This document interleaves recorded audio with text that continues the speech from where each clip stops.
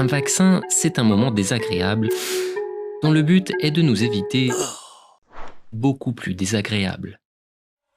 On sait tous plus ou moins comment cela fonctionne.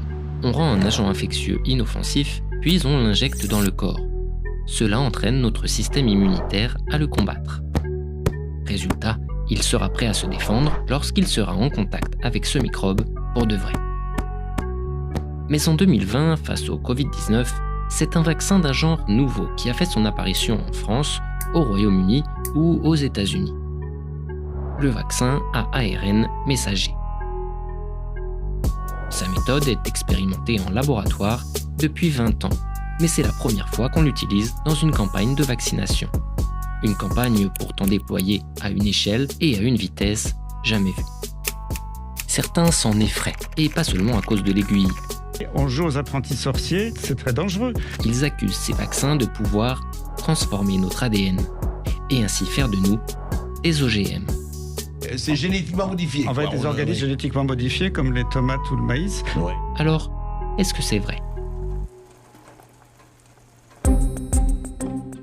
Pour bien comprendre le fonctionnement de ces vaccins, il faut déjà comprendre le fonctionnement de nos cellules.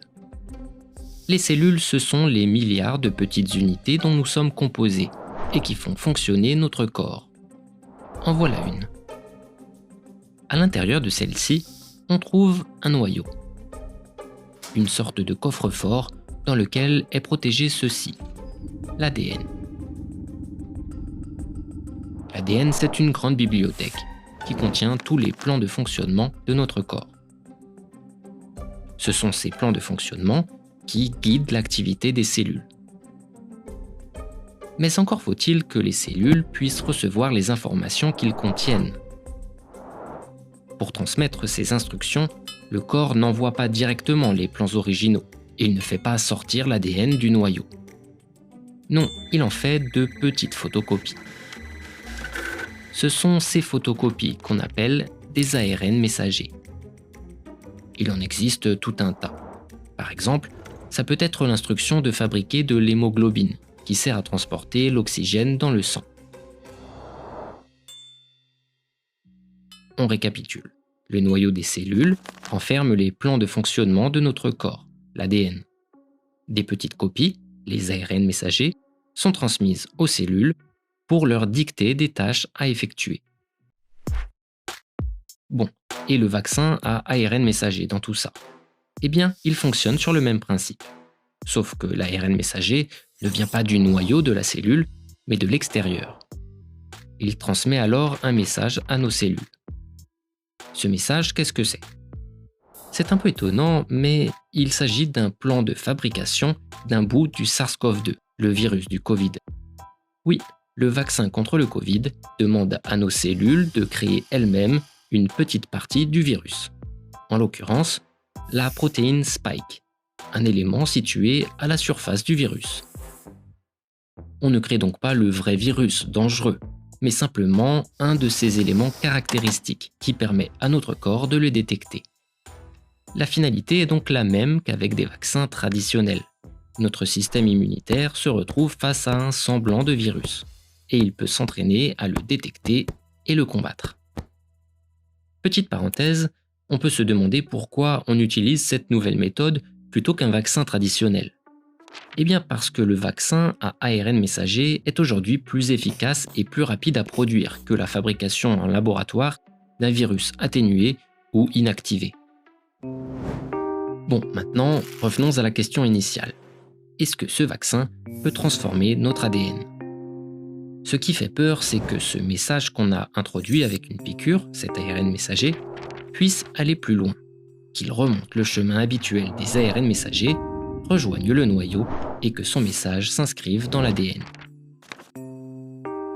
Ceux qui défendent une telle hypothèse estiment que nous deviendrions alors des humains aux gènes modifiés, transgéniques. Ce qui pourrait dérégler le comportement des cellules et aboutir par exemple à des cancers. Tout cela est donc inquiétant. Mais il se trouve que le consensus scientifique ne dit pas vraiment ça. Non, non et non. This is completely non-scientific. That's from people who don't understand what an mRNA is and how it works. franchement, pour nous, c'est dans le domaine de la science-fiction. Voilà plutôt ce qu'il en est. D'abord, l'ARN messager n'a pas le temps d'être menaçant pour notre ADN. C'est une structure très fragile. En gros, il a à peine transmis son message qu'il se désintègre.